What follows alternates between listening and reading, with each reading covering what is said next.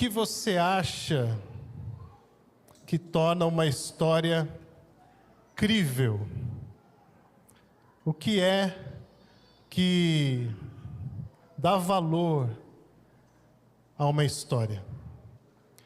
Existe uma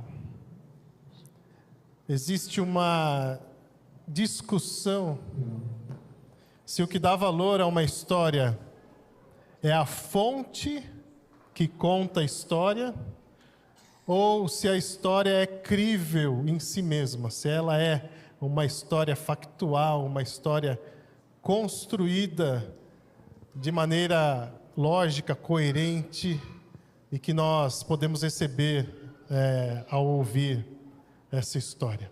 O que é que dá valor a uma história? Se você acha que é a fonte que valora uma história, se é a pessoa que conta a história, se é a pessoa que traz a história, que tem a credibilidade de tudo que ela fala, você entende que é verdadeiro, você tem uma parte da verdade. Se você acha que o que vale mesmo é o conteúdo da história, que pode ser verificada através dos tempos e que ela é contada e recontada da mesma maneira por muitas testemunhas, independente da fonte ter essa autoridade ou não, você também tem parte da verdade. Mas eu quero acrescentar um terceiro elemento ao que dá valor e credibilidade a uma história.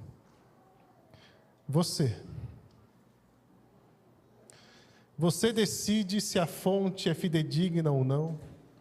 Você decide se a história é crível ou não. Nós temos essa capacidade. Às vezes a fonte ela é fidedigna para um, mas o outro não acredita que aquela pessoa que está contando a história tem esse valor. Às vezes a história é crível para o outro, mas o outro diz, eu não acredito nisso. Ou seja,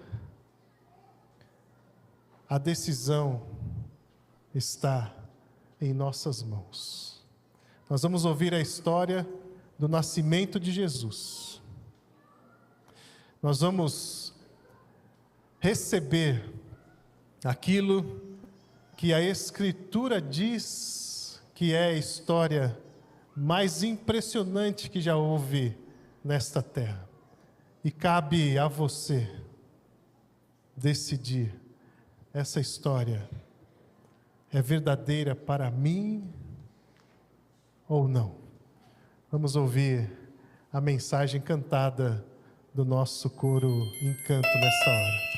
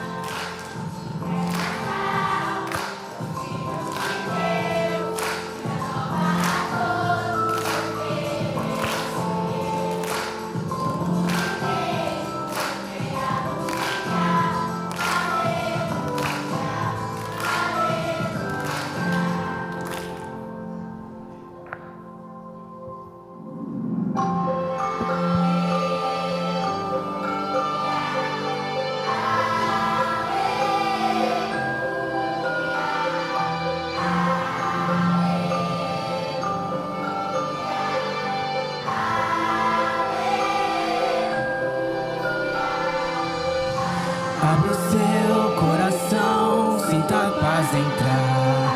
É Jesus, o Messias veio habitar.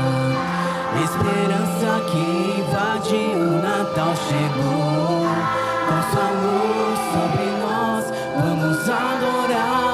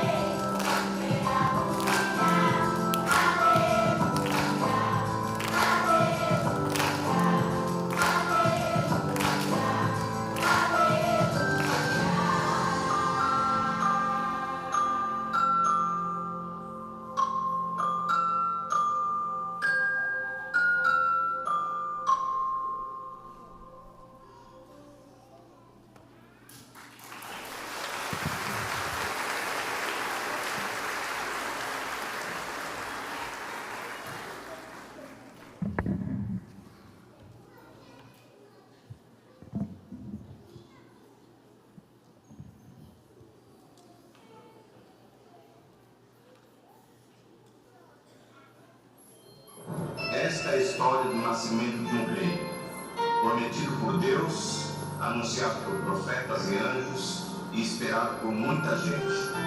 Nasceu pobre, na estrebaria de uma cidadezinha lá longe, chamada Belém.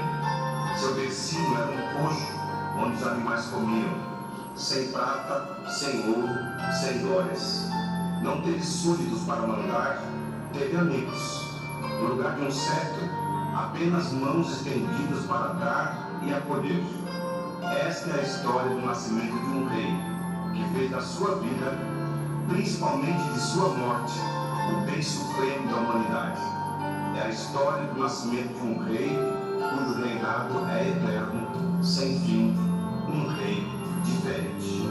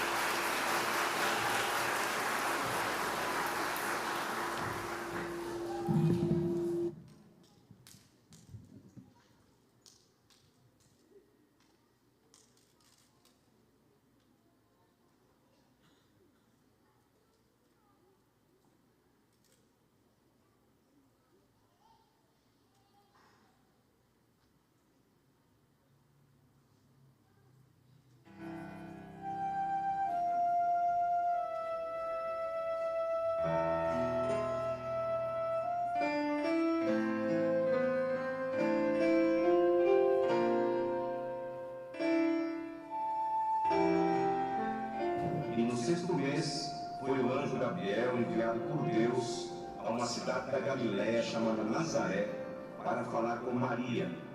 E entrando o anjo onde ela estava, disse: Salve, agraciada, o Senhor é contigo, bendita és tu entre as mulheres. Quando Maria viu o anjo, ficou com medo e confusa, e perguntou para si mesma: o que está acontecendo? E o anjo, vendo-a assustada, disse-lhe: Temas, ó Maria, com o que vou lhe dizer. Dentre todas as donzelas, a escolhida foi você, pra dar a luz a quem Emanuel se chamará, pois ele do pecado o seu povo livrará.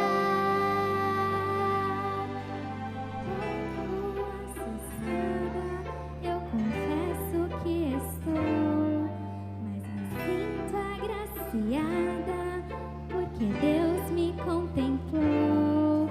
Darei a luz então, quero saber como será. O Espírito de Deus um milagre te fará.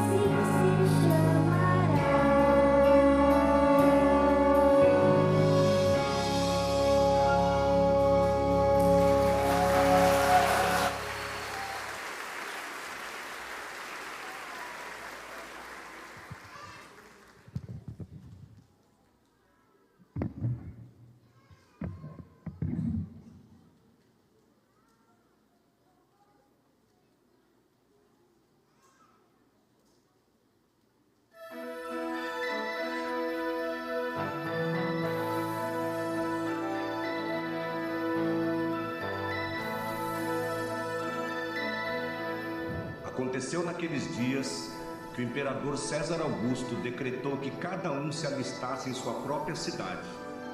E subiram da Galiléia para Belém José e Maria, que estava grávida, a fim de se alistarem. E estando eles ali, chegou o dia de Maria dar à luz.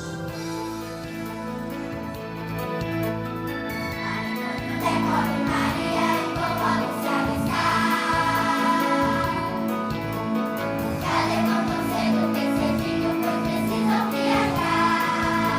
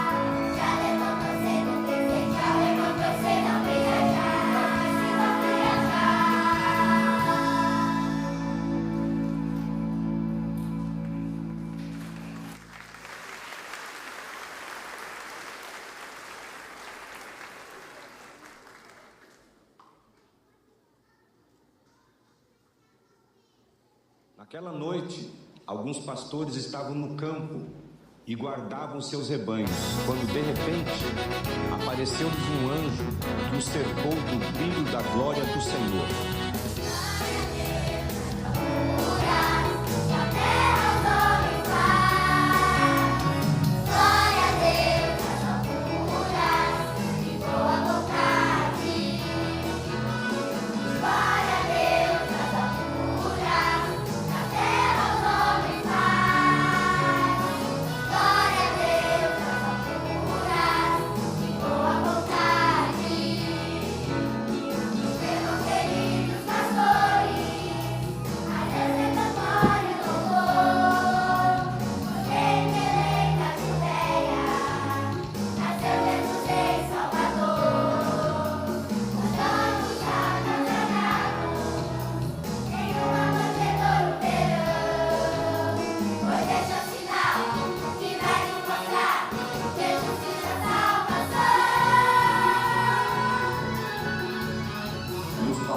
Disseram uns aos outros: vamos até Belém ver esta coisa que aconteceu, a respeito da qual o Senhor nos falou.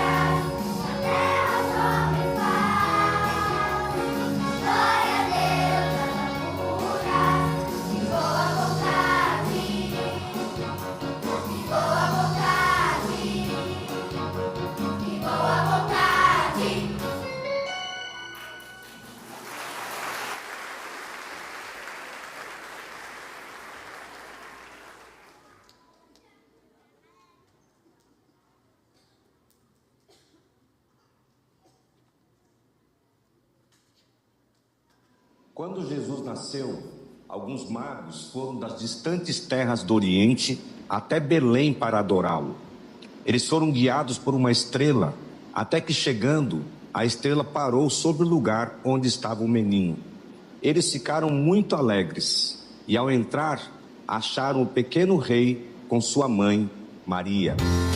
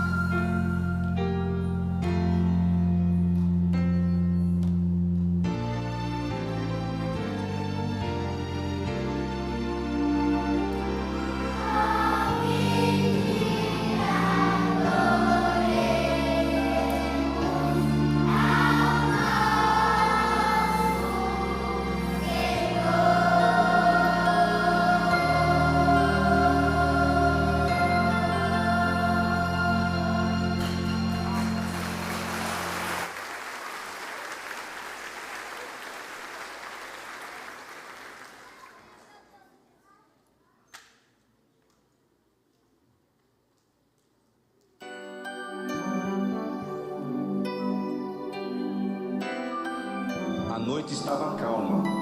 Lá fora só se ouvia o cantar dos grilos sob o céu estrelado. Sobre a estrebaria reluzia uma estrela especial, pois lá dentro estava o pequenino rei dormindo em seu bercinho. Enquanto isso, Maria, José e os pastores não paravam de admirá-lo.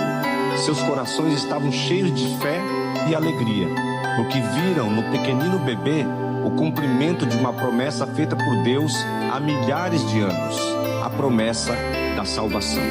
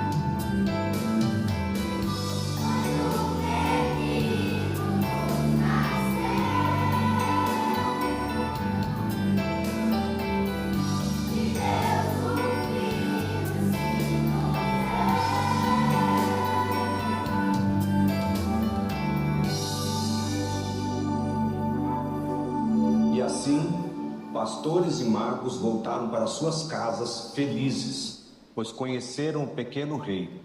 Eles estavam maravilhados, pois sabiam que ele era um rei diferente. Hoje, esse rei nos convida a celebrar o seu Natal de modo diferente das pessoas que não o conhecem. Ele nos convida a sermos pessoas diferentes e a fazermos diferença no mundo onde vivemos. Afinal, ele é um rei diferente.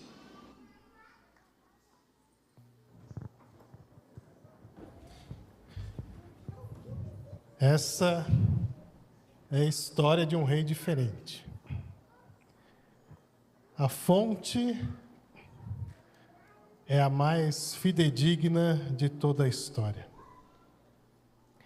Homens inspirados por Deus registraram essa história. Desde a promessa de Deus, quando o homem e a mulher pecaram no Jardim do Éden. E foi registrada de maneira especial, porque foi uma história registrada, dirigida pelo Espírito Santo de Deus. Não existe fonte maior nem melhor para uma história do que o próprio Deus. E a vida de Jesus está registrada nos Evangelhos, está registrada a sua expressão em todo o Novo Testamento e a sua promessa em todo o Antigo Testamento. Ou seja,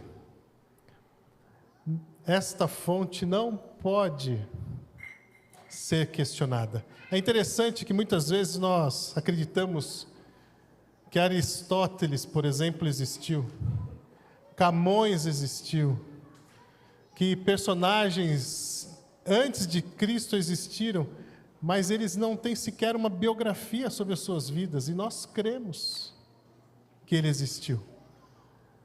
Nós cremos apenas pelo que eles escreveram. Agora, sobre Jesus, nós temos uma fonte que é inegável, inerrante, inequívoca. Pessoas que escreveram sobre Jesus colocaram as suas vidas em risco, foram perseguidas, foram queimadas, foram apedrejadas, mas não negaram a sua história. Não negaram a sua história. Alguém pode estar disposto a morrer por algo que ele pensa que é verdadeiro, mas ninguém está disposto a morrer por algo que ele tem certeza que é uma mentira. E os apóstolos que registraram a história de Jesus morreram para confirmar essa história. Que fonte preciosa. A segunda coisa é a história em si. Uma história maravilhosa, eu tenho certeza que você pensa assim. É uma história única. Mas é uma história que veio profetizada por centenas e centenas de anos, desde o Antigo Testamento.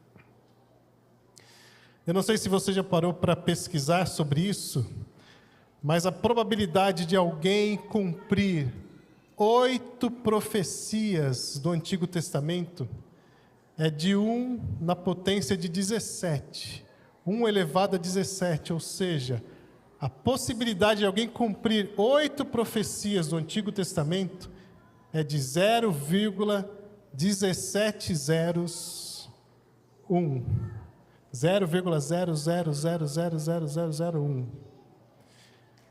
A probabilidade de alguém cumprir 48 profecias do Antigo Testamento é de 1 elevada à potência 157. Ou seja, é 0,157 zeros antes do 1, de alguém cumprir 48 profecias do Antigo Testamento. E o Antigo Testamento tem mais de 300 profecias que Jesus cumpriu. Ou seja, não existe outra possibilidade dessa história não ser real. De Jesus não ser real e não ser o Filho de Deus prometido em toda a Escritura.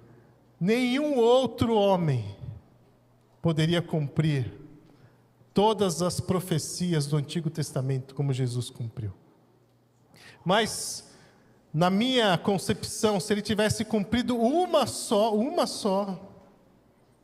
eu já ficaria satisfeito. Isaías 7,14 diz: a virgem conceberá e dará à luz a um filho, e ele será chamado Emanuel, que significa Deus conosco, Deus entre nós. Mateus confirma isso no primeiro capítulo, no versículo 23, que isso se cumpriu no Natal, no nascimento de Jesus. A virgem concebeu. Gente, para mim isso já seria o ponto suficiente para tornar essa história maravilhosa totalmente crível. Mas essa virgem que concebeu, gerou e deu à luz ao Filho de Deus, a Jesus Cristo, ela também cumpre uma outra profecia que está lá em Isaías capítulo 9, versículo 6. Um filho, um menino nos nasceu, um filho se nos deu, e o governo está sobre os seus ombros. E o seu nome será Maravilhoso Conselheiro, Deus Forte, Pai da eternidade, ou Pai eterno e Príncipe da paz. Um menino nos nasceu, um filho se nos deu. Esse Jesus predito por todos os profetas do Antigo Testamento seria um homem como nós, um humano, uma pessoa de carne e osso, como cada um de nós. Uma pessoa que nasceu, cresceu, se desenvolveu como qualquer ser humano. Em outras palavras, quis Deus se limitar para que o seu filho, que também é Deus, nascesse em forma humana. Por quê? Porque Deus queria que um homem nos representasse naquela cruz. Por um homem entrou o pecado no mundo, e por um outro homem chamado Jesus, através da cruz do Calvário, esse pecado foi lavado, foi justificado a todo aquele que crê. E o governo está sobre os seus ombros. Esse menino que nasceu é rei. É um rei diferente, mas é rei, porque ele é Deus. Não é um homem comum, é uma pessoa 100% humana, mas 100% divina, 100% Deus, e o reinado pertence a Ele. Tudo aquilo que Deus criou, inclusive a sua vida, pertence a esse rei. Esse rei é um rei que veio reinar e reina de uma maneira diferente. O seu reino é um reino de paz, de justiça e de amor, que ainda não está consumado, mas que um dia será consumado. E ele será chamado Maravilhoso Conselheiro. Não existe caminho melhor do que Deus, do que Jesus. Ele diz: eu sou o caminho, a verdade e a vida. Se você quer vir ao Pai, você só tem este caminho. O caminho que é Jesus. E Ele é esse que pode lhe dar esse maravilhoso conselho. Venha para o Pai através de mim, através de Jesus. Maravilhoso conselheiro, Deus forte, um Deus que vai cumprir tudo aquilo que prometeu. Esse Deus que nasceu tão pequeno numa estrebaria, tão indefeso, morreu por nós, subiu aos céus e tem poder para vir buscar a sua igreja, porque assim Ele prometeu. Ele é Deus forte. Ele é Pai da eternidade, no sentido, primeiro, de que Ele não tem começo nem fim. Um dia Ele nasceu na terra entre nós, mas a sua existência não tem começo nem fim. Ele é eterno. Mas eu gosto de pensar também num outro sentido. Ele é Pai da nossa eternidade. Nós temos começo, mas em Cristo seremos eternos na presença do Pai. Uma vida de total relacionamento e comunhão com esse Deus que nos amou e entregou o seu Filho por nós. E por último, Príncipe da paz. Eu não sei se existe algo mais importante para as nossas vidas do que a paz. Porque Paulo diz que em Cristo nós fomos justificados e por isso temos paz com Deus. E da paz que nós temos com Deus, nós podemos colher todos os outros sentimentos, todas as outras expressões, todas as outras condições que nós precisamos. A paz com Deus nos devolve a alegria, nos devolve o perdão, nos devolve a comunhão, nos devolve a certeza de salvação.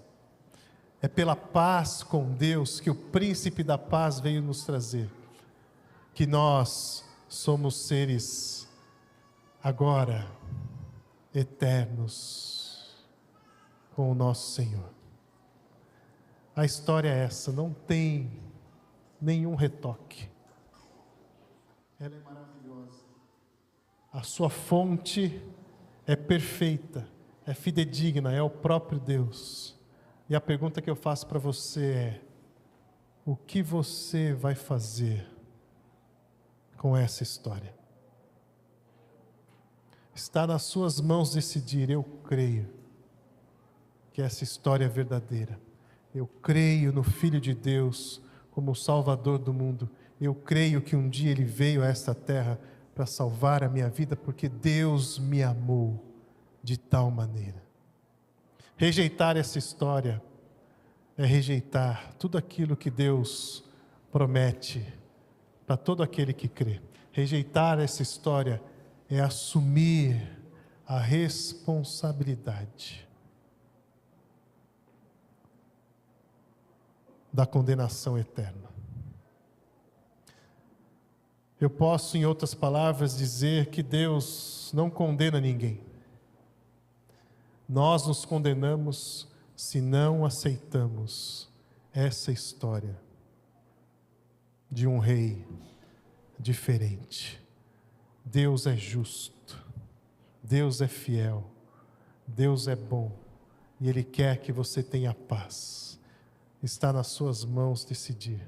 Você crê que Jesus Cristo é o Filho de Deus, que nasceu para salvar a sua vida e que Ele pode transformar a sua história também? É isso que nós ouvimos e é isso que o Natal nos ensina. Que Deus nos abençoe. E se você ainda não tomou essa decisão ao lado de Jesus, faça isso agora. Diga no seu coração: Senhor Jesus, eu o aceito. O sacrifício que o Senhor fez por mim na cruz do Calvário. Tudo começou no seu nascimento, mas tudo tinha um propósito, desde o seu nascimento até entregar a sua vida por mim, por cada um de nós, em nome de Jesus. Amém.